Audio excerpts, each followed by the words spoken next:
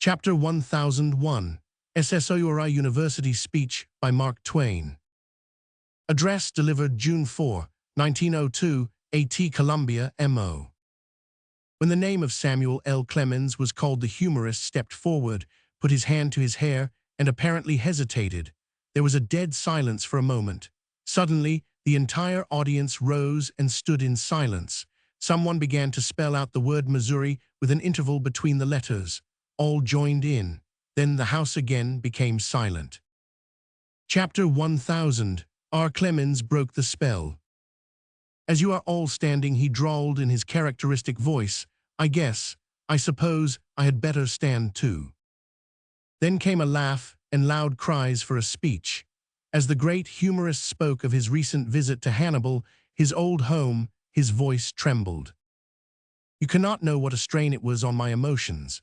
In fact, when I found myself shaking hands with persons I had not seen for 50 years and looking into wrinkled faces that were so young and joyous when I last saw them, I experienced emotions that I had never expected and did not know were in me.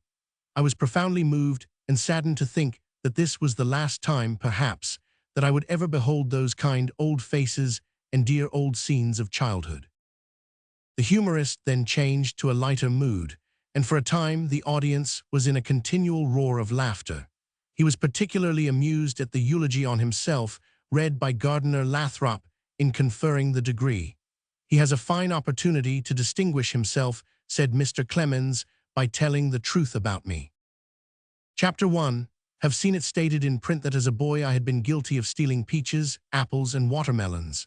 I read a story to this effect very closely not long ago, and I was convinced of one thing, which was that the man who wrote it was of the opinion that it was wrong to steal, and that I had not acted right in doing so.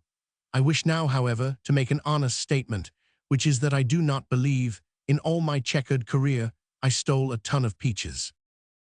One night I removed a watermelon from a wagon while the owner was attending to another customer. I crawled off to a secluded spot where I found that it was green.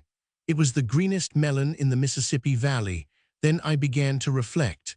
I began to be sorry. I wondered what George Washington would have done had he been in my place.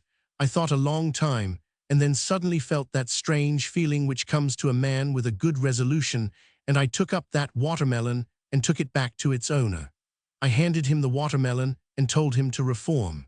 He took my lecture much to heart, and when he gave me a good one in place of the green melon, I forgave him. Chapter 1. Told him that I would still be a customer of his, and that I cherished no ill feeling because of the incident that would remain green in my memory.